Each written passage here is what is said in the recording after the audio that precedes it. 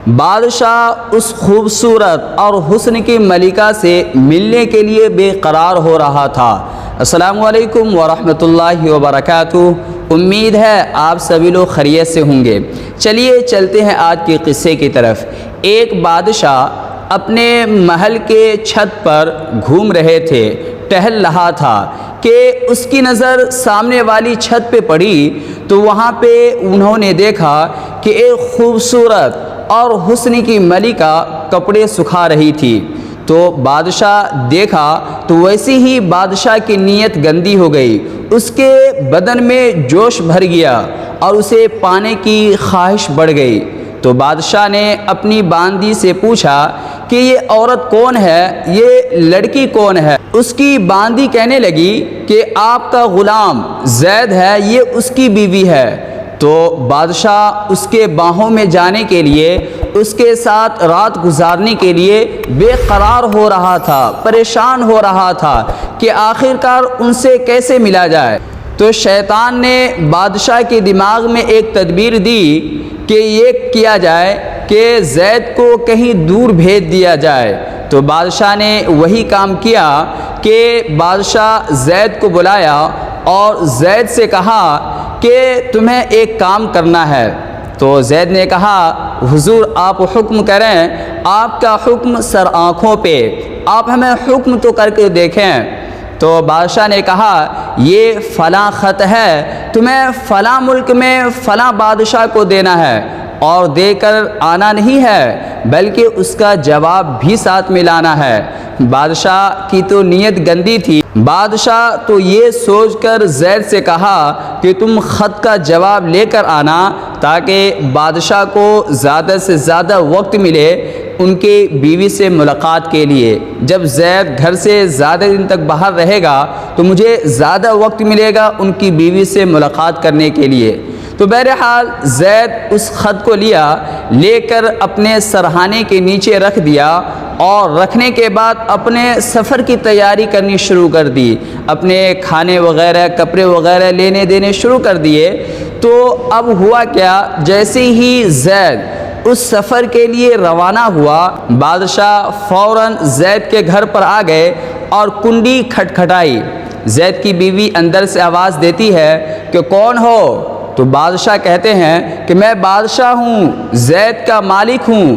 تو اس کی بیوی حیران ہوئی، پریشان ہوئی، تو انہوں نے پریشانی کی حالت میں ہی کنڈی کھولی۔ زید کی بیوی جیسی کنڈی کھولتی ہے تو دیکھتی کیا ہے کہ حقیقت میں بادشاہ ہی ہے۔ تو بادشاہ سے کہنے لگتی ہے حضور خیریت تو ہے، آج آپ ہمارے غریب خانے میں؟ تو بادشاہ اندر آتے ہیں اور زید کی بیوی سے میٹھی میٹھی باتیں کرنی شروع کر دیتے ہیں، اور دل لگی والی باتیں کرنا شروع کر دیتا ہے۔ تو اللہ تعالیٰ نے عورت میں ایک اچھی خوبی دی ہے کہ اگر کوئی مرد ان کے بارے میں غلط نیت رکھ کے غلط الفاظ بولتا ہے یا غلط دل میں رکھ کے انہیں غلط نگاہوں سے گھورتا ہے تو عورت فوراً پرکھ لیتی ہے۔ تو زید کی بیوی پرکھ لی کہ بادشاہ کا نیت صاف نہیں ہے، یہ غلط ارادے سے آیا ہے۔ زید کی بیوی کہنے لگی کہ حضور آپ کی نیت صاف نہیں ہے، ایسا محسوس ہو رہا ہے کہ آپ میرے ساتھ کچھ غلط کرنے کے لیے آئے ہیں۔ تو بادشاہ کہنے لگا کہ آپ کو معلوم ہے کہ میں کون ہوں؟ میں بادشاہ ہوں، میں جو چاہوں تمہارے ساتھ کر سکتا ہوں۔ تو زید کی بیوی بولتی ہے حضور میں مانی کہ آپ جو چاہیں وہ میرے ساتھ کر سکتے ہیں، پر میں نے بڑے بزرگوں سے سنا ہے کہ شیر بھوکا تو رہ لے گا لیکن کبھی بھی مردار کو نہیں کھائے گا، اور آپ تو ایسی جگہ پانی پینے کے لیے آ گئے، ایسے کٹورے میں منہ دینے کے لیے آ گئے جس میں آپ کا کتا پانی پیتا ہے، آپ کا نوکر پانی پیتا ہے، آپ ایسے کٹورے میں منہ لگائیں گے؟ یہ الفاظ سن کر بادشاہ کانپنے لگا، شرمندہ ہوا اور شرمندگی سے گھبرانے لگا اور جلدی سے وہاں سے نکل گیا۔ جلدی کے چکر میں بادشاہ کا چپل زید کے گھر ہی رہ گیا۔ یہ تو بادشاہ کی کہانی تھی۔ اب جو زید ان کا شوہر جو سفر کے لیے روانہ ہوا تھا، آدھے سفر میں ان کو یاد آیا کہ مجھے جو بادشاہ سلامت نے خط دی تھی وہ خط تو میں گھر ہی بھول گیا، سرہانے کے نیچے جو رکھا تھا وہیں پہ رکھا رہ گیا۔ تو زید اپنے سواری کو فوراً گھر کی طرف موڑتا ہے اور دوڑا کر اپنے گھر پہ پہنچتا ہے۔ تو جیسے ہی خط لینے کے لیے اپنے بیڈ روم میں جاتا ہے تو وہاں پر اس کی نظر اس چپل پہ پڑ جاتی ہے جو اس کا بادشاہ جلدی کے چکر میں اپنا چپل بھول گیا تھا۔ جیسے ہی زید کو اس کے چپل پر نظر پڑی تو زید کو سارا ماجرا سمجھ میں آ گیا کہ بادشاہ آخرکار ہمیں سفر میں کیوں بھیجا، تاکہ وہ اپنا مطلب نکال سکے، وہ اپنا مطلب کو پورا کر سکے۔ بہرحال وہ گھر میں کسی کو کچھ نہیں بولا، بیوی کو اف تک بھی نہیں کہا، وہ خط لے کر فوراً اپنے سفر کے لیے روانہ ہو گیا اور وہاں پر جو کام تھا وہ سارا کام کر کے بادشاہ کے پاس آئے اور انہیں خوشخبری سنائی۔ تو بادشاہ خوش ہو کر اس زید کو 100 دینار گفٹ کیا، 100 دینار تحفہ دیا۔ تو وہ 100 دینار لے کے بازار میں گئے۔ بازار میں جانے کے بعد مہنگے مہنگے کپڑے، قیمتی کپڑے اپنی بیوی کے لیے اور اپنے سسرال والوں کے لیے تحفہ لیا، اپنے سالیوں کے لیے، اپنے سالوں کے لیے تحفہ لیا۔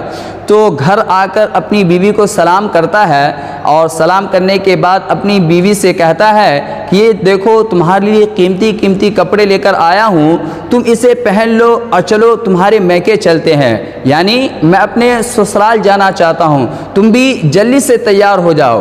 تو زید کی بیوی کہتی ہے آخر بات کیا ہے، آپ خیریت سے تو ہیں؟ تو زید کہا میں بالکل خیریت سے ہوں، بس میرا دل چاہ رہا ہے کہ میں اپنے سسرال ہو کر آؤں۔ تو جیسے ہی سسرال پہنچتے ہیں تو دیکھتے ہیں کہ اس کے داماد اور اس کی بیٹی خوب اچھے تحفے، قیمتی تحفے لے کر آئے ہیں۔ تو ان کا خوب مہمان نوازی کیا، ان کی خوب خاطر تواضع کی۔ کچھ دن کے بعد زید وہاں سے واپس آ گیا اور اپنی بیوی کو ان کے میکے میں چھوڑ دیا۔ 1 مہینے ہو گئے، 2 مہینے گزر گئے، زید کا کچھ رپلائی نہیں گیا اس کے بیوی کے پاس، اور نہ ہی زید اپنی بیوی کو لینے کے لیے جاتا تھا۔ تو اس کے سسرال والے یعنی زید کے سسرال والے پریشان ہوئے کہ آخرکار زید اپنی بیوی کو کیوں نہیں لے جا رہا ہے۔ تو زید کا جو سسر تھا وہ اپنے بیٹے کو بھیجا، یعنی زید کے سالے کو بھیجا کہ دیکھو تمہارا جیا جی کہاں ہے، وہ کیوں نہیں تمہارے بہن کو اپنے گھر لے جا رہا ہے، جاؤ تم انہیں پوچھ کر آؤ۔ تو زید کے پاس ان کا سالہ آتا ہے اور کہتا ہے جیا جی آخر بات کیا ہے، آپ میری بہن کو کیوں نہیں لے کر آ رہے ہیں اپنے پاس، آخر بات کیا ہے؟ زید بالکل خاموش، چپ چاپ، وہ اپنے زبان سے کچھ نہیں بولا۔ تو زید کے سالے نے کہا جیا جی اگر آپ خاموش رہیں گے تو میں اس بات کو قاضی صاحب کے پاس رکھوں گا۔ تو زید نے کہا ٹھیک ہے چلو قاضی صاحب کے پاس۔ قاضی صاحب کے پاس زید اور ان کا سالہ پہنچتا ہے۔ جب وہاں پر یہ دونوں سالہ بہنوئی پہنچتے ہیں تو دیکھتے ہیں کہ قاضی صاحب کے ساتھ بادشاہ سلامت بھی بیٹھا ہوا ہے اور بہت سے لوگ بیٹھے ہوئے ہیں۔ ان سبھوں کے بیچ میں جو انہوں نے اپنی گھر کی بات رکھی ہے، اپنے گھر کی عزت کو بچائی ہے، اسے سیکھنے کی ضرورت ہے۔ زید کا سالہ کہتا ہے کہ اللہ تعالی قاضی صاحب اور بادشاہ سلامت کو ایسے ہی سلامت رکھے، ایسے ہی قائم رکھے۔ زید کا سالہ کہنے لگا کہ قاضی صاحب میں نے اس شخص کو یعنی زید کو ایک ہرا بھرا باغیچہ دیا تھا، وہ باغیچہ پھلوں سے پھولوں سے لدا ہوا تھا اور ساتھ میں میٹھے کنویں کا پانی بھی دیا تھا۔ یہ شخص زید بہت سالوں تک، ایک زمانے تک اسے استعمال کیا، اس باغیچے سے فائدہ اٹھایا، اس باغیچے کو یوز کیا، اس کے پھل کھائے، اس کے پھول توڑے، کنویں کا پانی پیا۔ اب یہ زید جب اس کے پھل کھا لیے، ان کے پھولوں کو کھا لیا، یہاں تک کہ میٹھے کنویں کو بھی برباد کر دیا اور سارے باغیچے کو اجاڑ کر اب مجھے یہ لوٹا رہا ہے، یہ کہاں کا انصاف ہے؟ تو قاضی صاحب زید سے کہتے ہیں کہ زید کیا تمہارا سالہ ٹھیک کہہ رہا ہے؟ تو زید کہتا ہے کہ قاضی صاحب آپ ان سے پوچھیں، میں ان کا باغیچہ پہلے سے بھی اچھا کر کے دیا ہوں۔ تو پھر زید کے سالے سے پوچھتا ہے قاضی صاحب کیا یہ ٹھیک بول رہا ہے؟ تو وہ کہنے لگا جی ہاں بالکل ٹھیک بول رہا ہے، پر زید سے پوچھیں، جو میرا جیا جی ہے آپ ان سے پوچھیں یہ مجھے باغیچہ لوٹایا کیوں، آخر وجہ کیا تھی؟ زید کہتا ہے قاضی صاحب میں نے جو باغیچہ انہیں لوٹایا ہے وہ کسی غصے کی وجہ سے نہیں، کسی نفرت کی وجہ سے نہیں، بلکہ میں اس وجہ سے ان کا باغیچہ انہیں لوٹایا ہوں کہ جب میں اپنے باغیچے میں ایک روز گیا تو وہاں پہ دیکھا کہ شیر کے پنجوں کے نشان تھے، تو میں نے شیر کے پنجوں کا نشان دیکھ کر ڈر گیا، میں خوف میں آ گیا کہ کہیں شیر ہمیں نقصان نہ پہنچا دے، کہیں شیر ہمیں چبا نہ جائے، تو میں نے اس شیر کی ڈر سے اور اس کے عزت و اکرام کی وجہ سے اس باغیچے میں جانا بند کر دیا۔ یہ کوڈ ورڈ میں جو کیسیں چل رہی تھی، یہ جو مقدمہ چل رہا تھا، کوڈ ورڈ جو یوز کیے جا رہے تھے، تو ان کوڈ ورڈ کو بادشاہ اچھے سے سمجھ رہا تھا۔ تو بادشاہ اس مقدمے میں مداخلت کرتے ہوئے کہا کہ زید تم ایک بات یاد رکھنا، ہاں میں نے مانا کہ شیر تمہارے باغیچے میں گیا تھا اور وہاں پر اپنے پنجے جمانے کی بھی کوشش کیا، وہاں پر شیر نہ اپنا کچھ اثر چھوڑ سکا، نہ وہاں کے پتے توڑ سکا اور نہ وہاں کے پھل کھائے اور نہ میٹھے کنویں کا پانی پیا، بلکہ وہاں سے تو شیر مایوس ہو کر آ گیا۔ زید تم نے جو اپنے باغیچے کے یہ جو دیواریں کھڑی کی ہے، یہ دیواریں کوئی قلعے سے کم نہیں ہے، یہ قلعے جیسی مضبوط ہے، تم اپنے باغیچے پر مطمئن رہو، تم اپنے باغیچوں پر اطمینان رکھو۔ تو زید اپنے بادشاہ کی بات کو سن کر متفق ہو جاتا ہے، اطمینان میں آ جاتا ہے اور قاضی صاحب سے کہتا ہے کہ قاضی صاحب میں اپنا کیس واپس لیتا ہوں، اور زید اپنے سالے سے بھی کہتا ہے کہ تم بھی اپنا کیس واپس لے لو۔ پر سمجھنے والی یہ بات ہے کہ پہلے کے زمانے کے لوگ کیسے تھے، جو اپنی عزت کو کس حد تک حفاظت کرتے تھے، اور وہاں پہ جو جتنے لوگ بیٹھے تھے یہ مقدمہ چل رہا تھا، یہ مقدمہ نہ قاضی صاحب کو سمجھ میں آیا اور نہ زید کے سالوں کو سمجھ میں آیا اور نہ وہاں پہ جتنے بھی لوگ بیٹھے تھے ان کو سمجھ میں آیا، اور مقدمہ حل بھی ہو گیا۔ سمجھ میں آیا تو صرف زید کو اور بادشاہ سلامت کو۔ سبحان اللہ، پہلے کے لوگ کیسے تھے، جو اپنی عزت کو کس حد تک حفاظت کرتے تھے اور کس حد تک بچاتے تھے۔